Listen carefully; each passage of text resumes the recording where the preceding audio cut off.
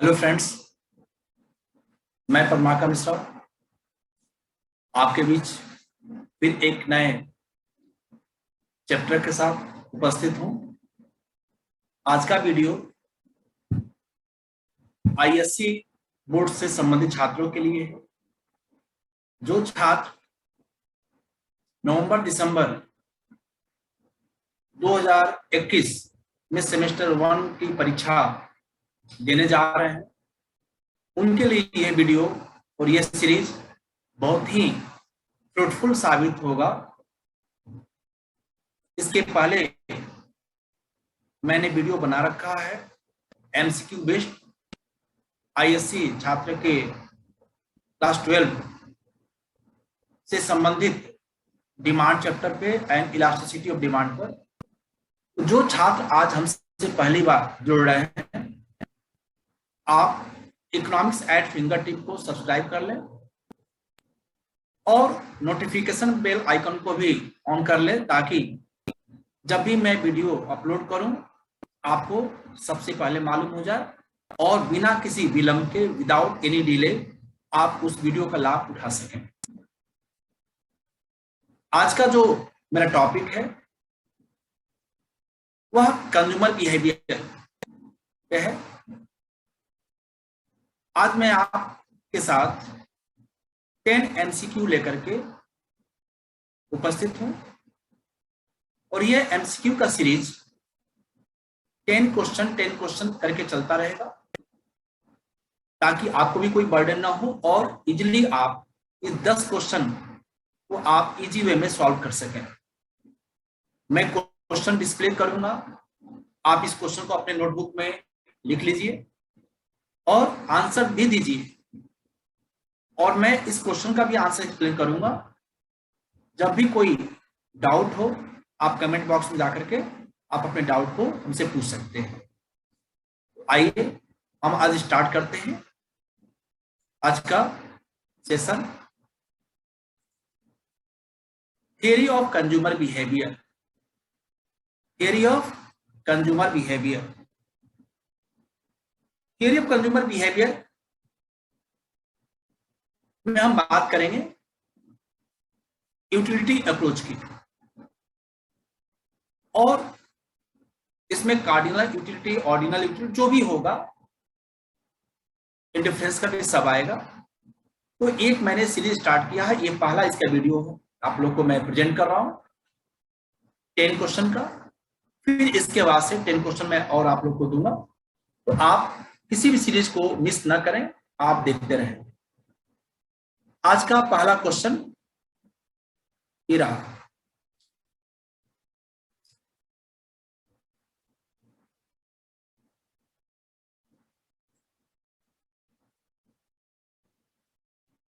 When total utility increases at a diminishing rate, what will be the condition of marginal utility?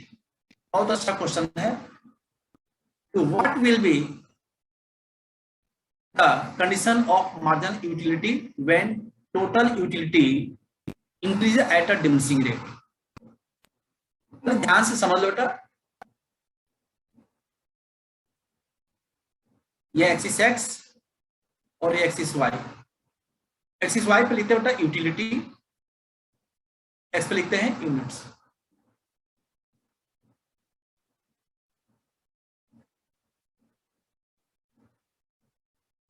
ये हो गया TU. आप देखेंगे बेटा, ये 2 पॉइंट है जहां पे मार्जिनल यूटिलिटी क्या होता है, कांस्टेंट होता है। एक ये है और एक ये है।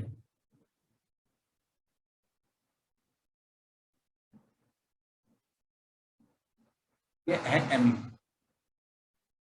अब ये देखो कि जब टोटल यूटिलिटी इंक्रीज कर रहा एट अ डिमिनिशिंग रेट, यानी कि ये पॉइंट मान लेते हैं ए है और ये है बी, इंक्रीज कर रहा है but at a diminishing rate. क्यों इंक्रीज कैसे कर रहा, कैसे पता चल रहा? इसका स्लोप पॉजिटिव है, left to right upward, but इसका जो झुकाव है वो एक्सिस एक्स की तरफ हो रहा। इसका मतलब कि टीयू इंक्रीज कर रहा eight a diminishing rate. MU क्या हो रहा, ए पॉइंट से देखो बेटा, एमयू कॉन्टिन्यूअसली डिक्लाइन कर रहा बेटा, डिक्रीज कर रहा है ना।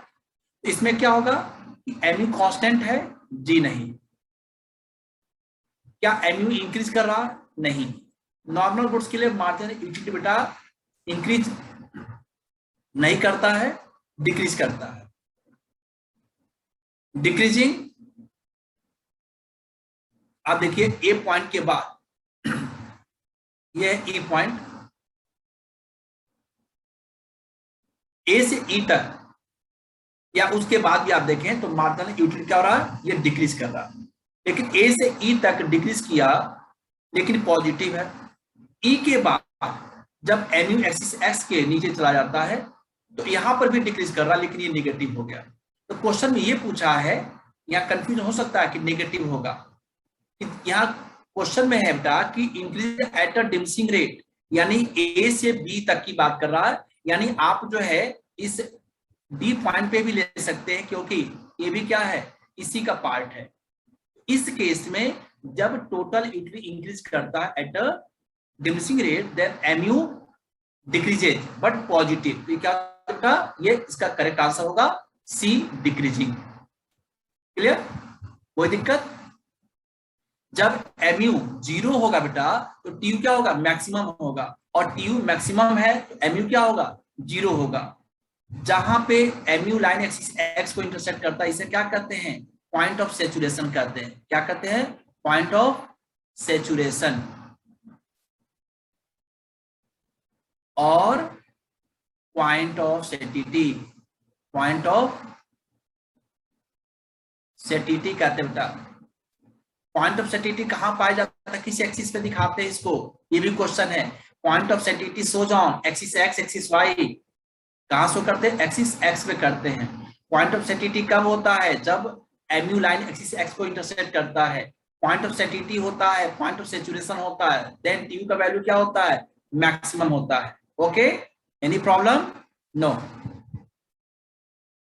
Question number 2, Who has coined the concept of cardinal utility? Cardinal utility के कॉन्सेप्ट को किसने दिया? अब आपको मैं एक टेक्निक आज बताता हूं, कभी भूलेगा नहीं आपको, आप याद कर लीजिए। ओह सीएम साहब,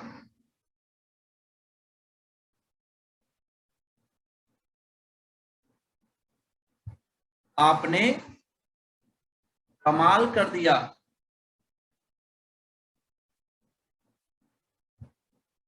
क्या कर दिया, कमाल कर दिया। अब आप ये देखो बेटा कि क्या आपको ये सेंटेंस याद करने में समय लगा? बिल्कुल समय नहीं लगा। आप इस पे कमेंट भी कुछ कर देंगे इसके बाद, ऐसा भी नहीं छत पे इसको टहल करके याद किए। ये मैंने तरीका खोजा कि कैसे हमारे बच्चे इसको आसानी से याद कर सके। इसके पहले आपने कहीं भी नहीं सुना होगा इस चीज को। इस टेक्निक को आज आपके सामने पहली बार मैं रख रहा हूं। ओह सीएम साहब, ओ का मतलब होता है ऑर्डिनल अप्रोच। क्या होता है, ऑर्डिनल अप्रोच। और ऑर्डिनल अप्रोच को किसने दिया, एच। एच का मतलब क्या होता है बेटा, एच का मतलब होता है Higgs. Ordinal approach given by Higgs, given by Higgs. इनके साथ एक और इनके दोस्त हैं, उनका नाम है आरजीडी एलन। तो आप देखेंगे कि कभी कभी ये भी लिखा रहता है कि J R Hicks and RGD Allen. तो कोई बात नहीं, ordinal approach given by Hicks and RGD Allen आप याद रखेंगे। ऑर्डिनल अप्रोच किसका है, तो J R Hicks and RGD Allen. ठीक, ये तो बात हो गई बेटा ओह का मतलब। सी का मतलब होता है कार्डिनल अप्रोच। क्या होता बेटा, cardinal approach of utility, cardinal approach of utility. और एम का मतलब होता है बेटा मार्शल। क्या होता है, मार्शल। तो आप क्या बोलोगे भाई, कार्डिनल अप्रोच किसने दिया, अल्फ्रेड मार्शल ने दिया, अल्फ्रेड मार्शल। अब आपको ये टेक्निक बेटा पसंद आया हो तो मैं आपसे ये उम्मीद करूंगा कि आप जरूर कमेंट बॉक्स में बताएंगे कि हाँ टेक्निक अच्छा लगा। क्वेश्चन तो मैंने एक पूछा है, who has coined the concept of cardinal utility, but आपको जो मैंने टेक्निक बताया इसमें 2 क्वेश्चन का आंसर मिल गया, कार्डिनल का तो मिला ही, साथ साथ ऑर्डिनल भी मिला। तो ordinal approach given bye J.R. Hicks and R.G. Dallon, O ordinal approach, H means Hicks, C cardinal, M का मतलब मार्शल। तो इसमें पूछा गया कार्डिनल यूटिलिटी, इसका मतलब हिक्स नहीं होगा। हिक्स कब होता है? जब यहाँ पे ऑर्डिनल यूटिलिटी पूछा जाता है। सैमुअल्सन, इससे कोई मतलब नहीं है। पीगू का कोई भी मतलब नहीं है। देन मतलब किससे है? मार्शल साहब से, अल्फ्रेड मार्शल। कोई दिक्कत? अच्छा लगा? Question number 3, what does the budget line indicates? Budget line क्या शो करता है? बजट लाइन का मतलब था ये, देखो ये है ना, ये भी बजट लाइन है। तो बजट लाइन क्या इंडिकेट करता है? क्या सेटिस्फेक्शन लेवल को बताता है? जी नहीं। इंडिफरेंस का जब होता तो बात समझ में आती। प्राइस रेशियो, जी हाँ, budget line is equal to, ये क्या शो करेगा? Slope of budget line indicates ratio of price of good X to price of good Y, यानी P X upon P Y. ये क्या है? प्राइस रेशियो की बात करता है। किसकी बात करता है? प्राइस रेशियो की बात करता है। आइसो कॉस्ट लाइन, जी नहीं। नॉन ऑफ द अबव, जी नहीं। क्या होगा? What does budget line indicates? Price ratio. Budget line indicate करता है पी एक्स और पी वाई के रेशियो को शो करता है। ये तो बहुत इजी क्वेश्चन था। In which kind of utility analysis can be measured in definite number? Definite number की बात कर रहा है कि इसका मतलब ये समझ लो कि आप किसी गुड्स को कंज्यूम कीजिए और आफ्टर कंजम्पशन आप ये बता सको कि इस गुड्स को कंज्यूम करने के बाद से हमें कितना सेटिस्फेक्शन मिला, एग्जैक्ट नंबर में बता दो। कार्डिनल नंबर क्या कहता है? अल्फ्रेड मार्शल साहब का जो कार्डिनल अप्रोच है वो ये कहता है कि जब कोई कंज्यूमर किसी भी गुड्स को कंज्यूम करेगा, किसी सर्विसेज को कंज्यूम करता है, तो कंज्यूम करने के बाद से जो उससे सेटिस्फेक्शन मिलेगा उसको वह एक डेफिनेट नंबर के फॉर्म में शो कर सकता है। तो वह क्या है? वह कार्डिनल नंबर होगा। क्या होगा? Cardinal number. यानी कि इसमें ऑर्डिनल नहीं होगा। जब रैंकिंग की बात होती तब हम कहते हैं ऑर्डिनल। यहां बात कर रहे हैं डेफिनेट नंबर की बात हो रही है, ये क्या हो जाएगा? कार्डिनल नंबर होगा। जैसे मैं समझाता हूं आप लोगों को कि जब आप स्कूल से घर को आते हो और मम्मी ने कहा कि बेटा खाना खा लो, भूख लगी है। अब आप पहली रोटी खाते हो, मम्मी ने कहा तुमको बताना है कि 20 मार्क्स है, 20 वैल्यू है। अब तुमको पहली रोटी खा रहे बेटा, बताओ कि पहली रोटी कितनी अच्छी लगी? क्या बोलोगे? कि बहुत अच्छी लगी मम्मी। मम्मी पूछेंगे कितना वैल्यू दोगे? तो आपने बोला मम्मी 20 में 20 हम देंगे। लेकिन जैसे दूसरी रोटी खाओगे, मम्मी ने पूछा अब बताओ बेटा कितना नंबर दोगे? तो आप 20 में 20 देंगे? नहीं, आपका थोड़ा पेट भर चुका है तो आप कहेंगे मम्मा मैं 15 नंबर दूंगा। यानी कि आप सेकेंड यूनिट से आप डेफिनेट नंबर दे रहे हैं ना। ये क्या है? ये कार्डिनल है, जिसको आप एग्जैक्ट नंबर के फॉर्म में शो कर सकते हैं। अब कभी कभी ऐसा भी होता है कि जब आप हमसे पढ़ रहे हो, वीडियो देख लो मेरा, कोई पूछेगा पढ़ने के बाद कैसा लगा? तो बहुत अच्छा लगा, मजा आ गया। अब कितना मजा आया बेटा? बहुत समझ में आया। कितना समझ में आया? क्या मेजर कर सकते हो? नहीं। ये क्या करोगे? यहाँ पे आप रैंकिंग करोगे कि मैंने वो वीडियो देखा, उस सर से पढ़ा, लेकिन उनके पढ़ाने का तरीका और पद्माकर सर के पढ़ाने के तरीका में बहुत अंतर है। पद्माकर सर ने तो इसको मजाक मजाक में इस टॉपिक इतने अच्छे समझा दिया कि मुझे कभी भूलेगा नहीं, ये टेक्निक मुझे कभी नहीं भूलेगा। इसका मतलब क्या होगा? अब आप रैंकिंग देंगे कि आप मुझे कहेंगे कि सर का पढ़ाने की टेक्निक नंबर 1 है इन कंपैरिजन ऑफ वाले सर पहले वाले। अब समझ आया? तो ये है। तो कार्डिनल यूटिलिटी क्या कहता है कि जहां पर आप यूटिलिटी को आप एक डेफिनेट नंबर से मेजर कर लेते हो वह कार्डिनल है, और जहां पर डेफिनेट नंबर से मेजर नहीं करते हो, रैंकिंग करते हो, ऑर्डरिंग करते हो, वह होगा ऑर्डिनल यूटिलिटी एनालिसिस होगा। क्या होगा? Ordinal utility analysis. बट हम बात कर रहे हैं डेफिनेट नंबर की। एक डेफिनेट नंबर के अकॉर्डिंग देखा जाए तो हमारा करेक्ट आंसर होगा B. Both A and B नहीं होगा बेटा, ऑर्डिनल भी नहीं होगा, okay, none of the above का कोई मतलब है नहीं, then correct answer will be B option. Question number 5, which of the following is the assumption of the indifference curve analysis?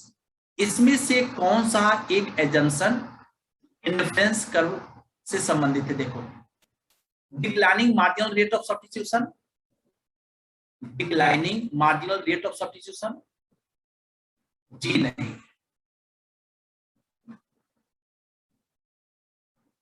Cardinal numbers, indifference curve में cardinal number की बात नहीं करते हैं।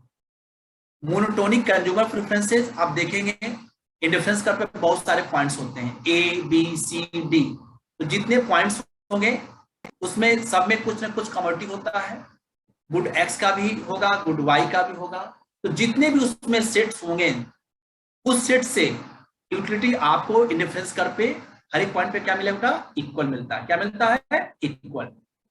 अब आप उसमें से किसको प्रेफर करेंगे? किसी एक को। अब क्या करेंगे? ए पे भी देख रहा आपको उतना ही सेटिस्फेक्शन मिल रहा बंडल से, बी पॉइंट पे भी जो बी बंडल है उससे उतना ही सेटिस्फेक्शन मिल रहा, तो आप ये देखते हैं कि दोनों में जो गुड एक्स है गुड वाई है, दोनों की यूनिट को जोड़ दो और देखो कि आपको दोनों में से ज्यादा जहां मिल रहा हो, तो इसमें क्या हो जाएगा? मोनोटोनिक कंज्यूमर प्रेफरेंसेस होगा। क्या होगा? Monotonic consumer preferences. क्लियर? कोई डाउट? ओके बेटा। Question number 6, which of the following is the nature of utility? इसमें यूटिलिटी का कौन सा A B C D nature को रिलेट करता है? which of the following is the nature of utility? जो ये चार ऑप्शन दिए गए हैं, चार में तो एक डी भी है, लेकिन आप ये देखो ए बी सी मेन है, इसमें से कौन सा ए बी सी में यूटिलिटी के नेचर को शो करता है? यूटिलिटी का बेटा फीचर पढ़ाया जाता है कि utility is a subjective concept, subjective concept होता है, इसका फीचर है। यूटिलिटी क्या बेटा? ये साइकोलॉजिकल कॉन्सेप्ट है। हम ये समझते हैं कि इस फूड्स को कंज्यूम करेंगे तो मेरी जरूरत पूरी हो जाएगी, तो क्या ये साइकोलॉजिकल बेटा? क्या ये साइकोलॉजिकल है कि हाँ, इसको जैसे आपने एक मैंगो देखा और देखा कि वह येलो कलर का था, अब आपको क्या लगा कि इस आम को खाएंगे तो यह आम मीठा होगा। आपने पहले खाने के पहले ही प्रेडिक्ट कर लिया कि आम का स्वाद मीठा होगा, यानी कि एंटीसिपेटेड सेटिस्फैक्शन होगा। बिफोर कंजम्पशन आपने सोचा, वह कैसे आया? वो साइकोलॉजिकल है। क्या है? यानी कि यूटिलिटी का बेटा नेचर साइकोलॉजिकल है। रिलेटिव कॉन्सेप्ट भी है भाई, कोई गुड्स है तो उसके अंदर, भाई आप कोई वीडियो देख रहे हैं, आप कोई बुक पढ़ रहे हैं, वो क्या है? वो रिलेटिव है। क्या है? उसकी कंज्यूम करेंगे, उसके अंदर यूटिलिटी है, उसको यूज करेंगे, आपको सेटिस्फैक्शन मिलेगा, तो क्या हो जाता? ये रिलेटिव भी है। क्या है? ये रिलेटिव भी है। इसमें क्या आंसर मिला आपको? ए भी है, बी और सी तीनों है, तो करेक्ट आंसर क्या हो जाएगा? All the above. All the above. कोई दिक्कत? कोई दिक्कत? नो। नेक्स्ट क्वेश्चन बेटा, आप जो क्वेश्चन देख रहे हैं मैं अभी आपको बताऊंगा कि ये सब क्वेश्चन आपको प्रैक्टिस के लिए सबसे अच्छी बुक कौन सी है। आपको मैं देख रहा हूं आप लोगों से पूछ रहे बार बार कि सर प्रैक्टिस के लिए कौन सी बुक हम लोग लें, तो मैं आपको बता दूं बेटा कि जो भी मार्केट बहुत सारी किताबें हैं, लेकिन बेटा जो मैंने ऑब्जर्व किया कि जिस बुक से ज्यादा क्वेश्चन पूछे जाते हैं, चाहे आपका सेमेस्टर 2 का हो या सेमेस्टर 1, सेमेस्टर 1 का तो कॉन्सेप्ट अब आया, लेकिन जो आपका एनुअल एग्जाम होता है, मैं बहुत लंबे समय से बेटा इस चीज को देखते आया हूं, और जो भी उस सैंपल पेपर को टीचर्स फ्रेम करते हैं, मैंने पाया उनके द्वारा जो क्वेश्चन फ्रेम किया जाता है वो एक लेवल का होता है, और वह जो बुक मैंने अच्छे तरीके से माइन्यूटली उसको ऑब्जर्व किया, वह है ओसवाल गुरुकुल की बुक बेटा। आप ओसवाल गुरुकुल की बुक सैंपल पेपर ले लीजिए, उसमें जो क्वेश्चंस दिए गए हैं आप उसको सॉल्व कीजिए। जो पास्ट है बेटा उसको मैंने ऑब्जर्व किया है, उस एक्सपीरियंस के आधार पे मैं आपको बता रहा हूं कि आपको लेनी चाहिए।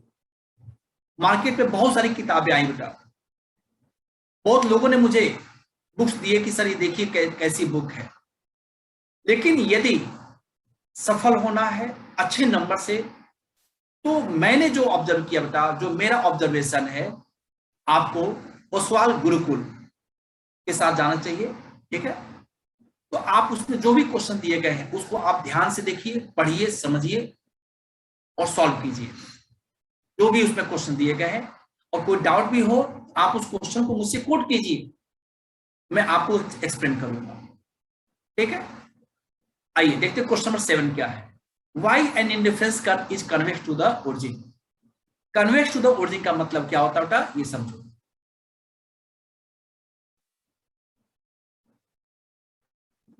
वाई एक्सिस पे लिखो बेटा गुड वाई, और एक्स पे लिखो बेटा गुड एक्स इन यूनिट्स, इन यूनिट्स। इंडिफरेंस का बेटा देखो ये ऐसे होता है, ये आईसी है। अब इसमें कैसे समझोगे कि कन्वेक्स एक कनकेव है। देखो यहां लिखा है कन्वेक्स। कन्वेक्स का मतलब होता है कि मान लो ये पेट है बेटा, स्टमक है, तो जब स्टमक बेटा अंदर की तरफ दबा होगा, अंदर की तरफ, तो क्या होगा, वह कन्वेक्स होगा। जैसे बाबा रामदेव जी का पेट है, उनका जो पेट है जब वो योगा करते कहां चला जाता है, वो अंदर तरफ चला जाता है, पता ही चलता कहां चला गया। वो क्या है, वो कन्वेक्स है। लेकिन कुछ आपने देखा होगा कुछ सेठ जी लोगों को, उनका पेट बाहर तरफ निकला रहता है। तो जब यही बेटा इस तरीके का होगा ऐसे, तो क्या होगा, ये कनकेव है बेटा। क्या है, कनकेव है। ठीक, और बाबा रामदेव का पेट क्या है, कन्वेक्स। क्यों, क्योंकि वो अंदर तरफ दबा हुआ है। तो जब पेट अंदर तरफ दबा हुआ है वो कन्वेक्स है। तो यहाँ क्वेश्चन है, अब ये मत कर बेटा कि आईसी का शेप कैसा होता है, इंडिफरेंस का शेप कैसा होता है, तो लिख देना बाबा रामदेव का पेट। नहीं, convex to the point of origin. वो मैंने बाबा रामदेव का पेट एग्जाम्पल इसलिए दिया था कि वो अंदर तरफ चला जाता है। देखते ना कैसे अंदर करके वो लोई बना के घुमाना शुरू कर देते हैं, तो अंदर पेट चला जाता है, तो वह कन्वेक्स है ना। और सेठ जी लोग होते हैं उनका पेट बाहर की तरफ निकला रहता है, वो अंदर जाएगा नहीं, वो योगा कर पाएंगे नहीं कर पाएंगे, पेट बाहर निकला हुआ ऐसे निकला हुआ, तो क्या हो गए, वो कनकेव है। क्या है, कनकेव है ना बेटा। तो आईसी कन्वेक्स होता है यूजुअली टू द ओरिजिन। क्यों, क्योंकि बेटा ये देखो, ये जो मैं बना रहा हूं ना, इसमें देखो बेटा एक एडिशनल यूनिट को पाने के लिए जो यहाँ पे बायर है, कंज्यूमर है, सेक्रीफाई कर रहा है गुड्स को। पहले उसने क्या किया, ज्यादा सेक्रीफाई किया, अगले में क्या किया, कम किया, अगले में क्या किया, कम किया। तो हर एक यूनिट को पाने के लिए जो रेट ऑफ सेक्रीफाइंग क्या हो रहा, घट रहा है। तो घट रहा है यानी कि इसमें क्या हो जाएगा, डिमिनिशिंग बेटा। ये देखो डिमिनिशिंग। और मार्जिनल रेट ऑफ सब्स्टिट्यूशन मतलब क्या होता है कि एक एडिशनल यूनिट को पाने के लिए हम कितना दूसरे यूनिट को सेक्रीफाई कर रहे हैं, तो उसको कहते हैं मार्जिनल रेट ऑफ सब्स्टिट्यूशन। इसमें मार्जिनल रेट ऑफ सब्स्टिट्यूशन बेटा क्या हो रहा है, देखो तो घट रहा है ना, हर एक यूनिट के लिए क्या हो रहा है, घट रहा है। तो क्या हो जाएगा, diminishing marginal rate of substitution. Increasing नहीं होगा, लॉ ऑफ डीएमयू नहीं, कांस्टेंट एमआरएस नहीं। कांस्टेंट एमआरएस कब होगा, जब आईसी क्या होगा, वो स्ट्रेट लाइन होगा from left to right downward. ये कब होता है, ये भी क्वेश्चन है, याद कर लो।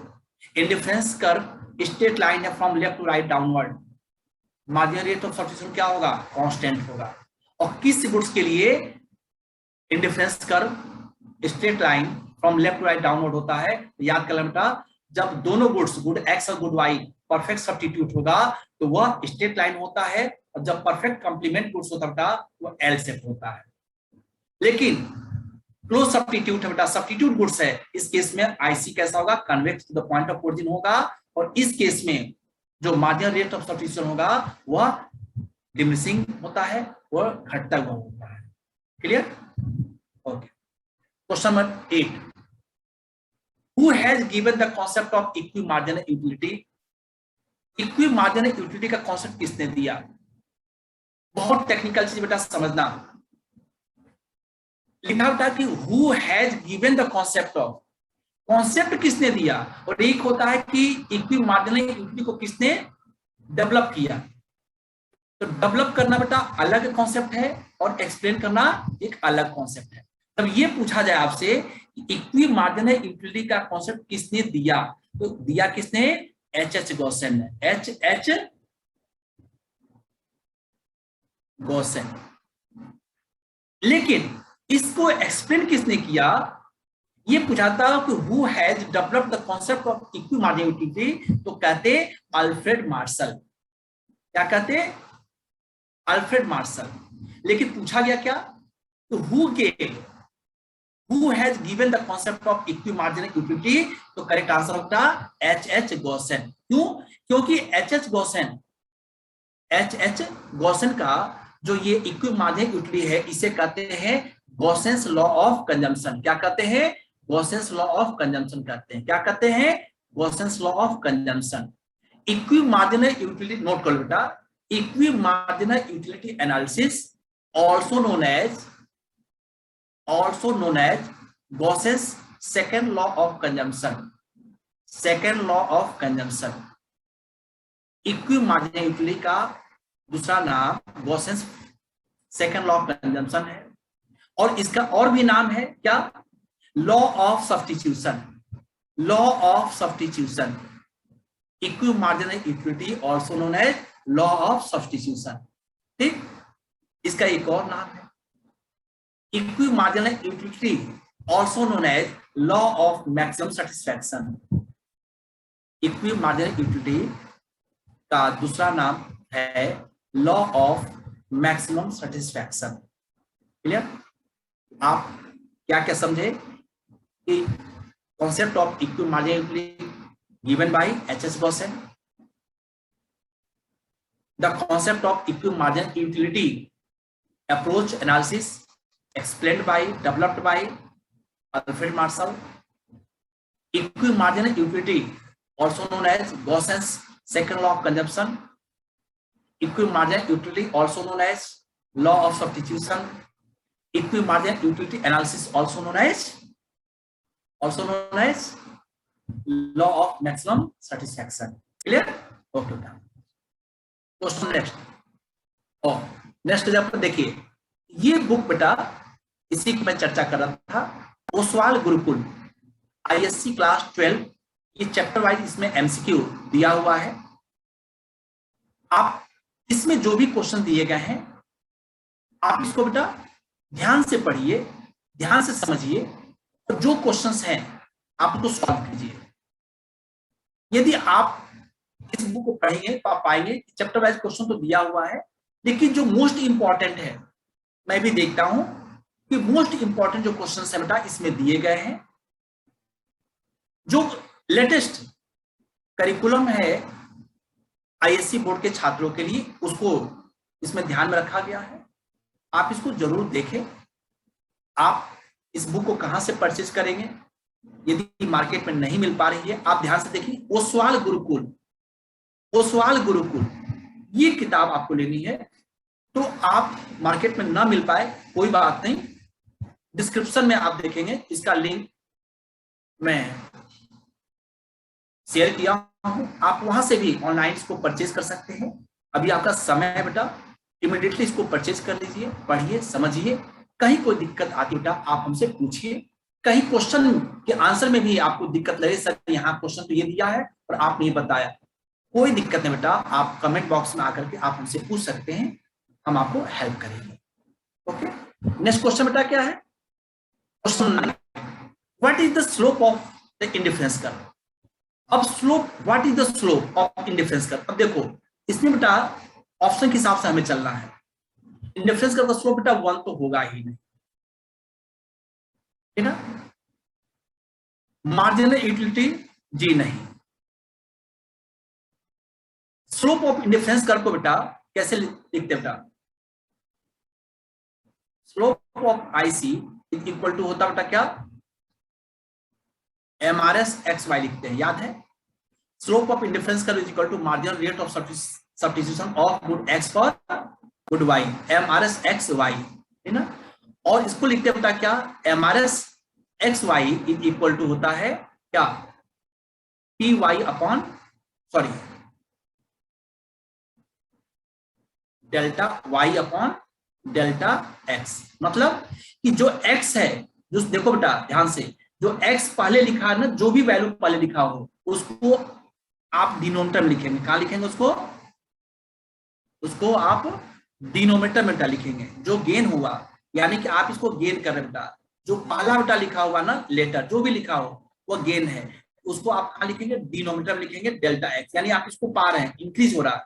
और जो सेकंड बेटा लेटर लिखा होता है उसको आप सेक्रीफाई कर रहे हैं, उसको लिखते हैं आप न्यूमरेटर में। तो जो न्यूमरेटर में होगा वो क्या है? वह सेक्रीफाई को शो करता है, और जो डिनोमिनेटर होगा वो गेन को शो करता है। किसको शो करता है? गेन को। जो गेन होगा वो डिनोमिनेटर में होगा, और जो सेक्रीफाई करो बेटा उसको आप न्यूमरेटर में लिखते हो। एम आर एक्स वाई, यानी एक्स को पा रहे हो, वाई को सेक्रीफाई कर रहे हो, सेक्रीफाई चला गया न्यूमरेटर में डेल्टा वाई, एक्स को गेन कर रहे हो तो डेल्टा एक्स आ गया डिनोमिनेटर में। Clear? M R X Y is equal to delta Y upon delta X. आप इसको कहीं के देखो बेटा, M U X upon M U Y भी लिख देते हैं, नो प्रॉब्लम, है ना। तो इसमें बेटा करेक्ट आंसर क्या हो जाएगा? होगा marginal rate of substitution, slope of IC marginal rate of substitution को शो करता है। ओके, कोई दिक्कत? Question number 10, who has given the term ordinal utility theory. देखिए मैंने आपको आई थिंक क्वेश्चन नंबर 1 या 2 था जहां मैंने आप लोग को समझाया था कि ऑर्डिनल यूटिलिटी थ्योरी को किसने दिया। तो याद होगा ओ सीएम साहब, बोला था ना। ओ का मतलब ऑर्डिनल, एस का मतलब हिग्स। अब आपको मैंने समझाया था जब हिग्स रहेंगे ना तो उनके साथ उनके एक दोस्त है एलन, तो हिग्स और एलन। अब आप इसमें देखें तो क्या था? Hicks and Allen. अब ए लिखा हो हिग्स, बी लिखा Allen, C both A and B, तो क्या लिखेंगे? बोथ ए एंड बी लिखेंगे। बट यहाँ पे अल्फ्रेड मार्शल, रिकार्डो, पीगू, यह है। आप इसमें करेक्ट आंसर क्या होगा? करेक्ट आंसर होगा सी, हिग्स एंड एलन। तो आज मैंने आप लोग के लिए ये 10 क्वेश्चन का एक सीरीज रखा था, आप इसको ध्यान से देखिए। इसके पहले भी जो मैंने वीडियो बना रखा है, आप सब्सक्राइब कर लीजिए चैनल को, और आप प्लेलिस्ट में जाएंगे तो आपको वहां पे मिल जाएगा डिमांड का, इलास्टिसिटी ऑफ डिमांड का, और ये भी वीडियो आपको मिलेगा। यानी जितने आईएससी बोर्ड से संबंधित छात्र हैं उनके लिए एक अलग से मैंने प्लेलिस्ट बना रखा है, सीबीएसई से संबंधित छात्रों के लिए अलग है, ताकि उनको अपना वीडियो सर्च करने में उनको दिक्कत ना हो, आपको वहां से मिल जाएगा। किसी वीडियो को बेटा, किसी भी लेक्चर को आप लोग मिस मत कीजिए। मेरा वादा है आप मेरा वीडियो देखिए और डंके की चोट पे सेमेस्टर 1 को क्रैक करके आएंगे, ठीक है। अब जब एग्जाम देकर आएंगे फिर उस दिन हम लोग मिलेंगे लाइव एक साथ, और फिर सभी लोग अपना एक्सपीरियंस शेयर करेंगे। अफसोस करने की बात ना हो कि काश हम भी सर के साथ जुड़े होते, कॉन्सेप्ट समझे होते, और टेक्निक के साथ उस क्वेश्चन को करके आए होते। अब पछताया होत क्या जब चिड़िया चुन गई खेत। ये कहावत बेटा हम लोग को न कहना पड़े, हम लोग को ये कहना है कि हम लोगों ने मेहनत किया, सर ने जैसा हम लोग को गाइड किया, सर के सजेशन पे हम लोगों ने ये काम किए, उसका रिजल्ट आज दिख रहा है अच्छे नंबर के साथ, अच्छे कॉन्सेप्ट के साथ, ठीक है। तो फिर इसी चैप्टर का फिर मैं 10 क्वेश्चन लेकर के अगले वीडियो में आपसे मिलूंगा। आप अपने तैयारी को इसी जोश के साथ, इसी जुनून के साथ जारी रखिए। अपने दोस्तों से भी अपने साथ इकोनॉमिक साइड फिंगर टिप साथ जोड़ने का काम करें, जिससे कि वो भी इस वीडियो को देखें, डिस्कस कीजिए। कोई डाउट हो आप हमसे पूछिए। मुझे बहुत अच्छा लग रहा बेटा कि आप लोग के जो भी डाउट्स हैं आप हमसे पूछ रहे हैं, ठीक है। कमिंग संडे मैं आप लोग से लाइव होऊंगा। मैं आप लोग को टेलीग्राम पे लिंक दे दूंगा, आप वहां से जुड़ जाइए। जब भी कभी हम लाइव होंगे आप लोग के साथ, आपके जितने भी फ्रीक्वेंटली आस्क्ड क्वेश्चन होंगे मैं उसको उसमें शामिल करूंगा, आपके डाउट को क्लियर करूंगा, ताकि एग्जाम में कोई भी कमी न रह जाए। जो भी मैं ज्वाइन करने के लिए लिंक दूंगा आप उसमें परमानेंट जुड़ जाइए। जब भी किसी भी टॉपिक पे हम लोग डिस्कस करें, एक साथ आए, आप अपनी समस्या बताइए, सवाल आपका होगा, जवाब मेरा। मैं मार्गदर्शन करूंगा, आप चलेंगे, अच्छे मार्क्स आएंगे, इकोनॉमिक्स के प्रति जो फोबिया है वो दूर होगा, ये मेरा वादा है। Thank you.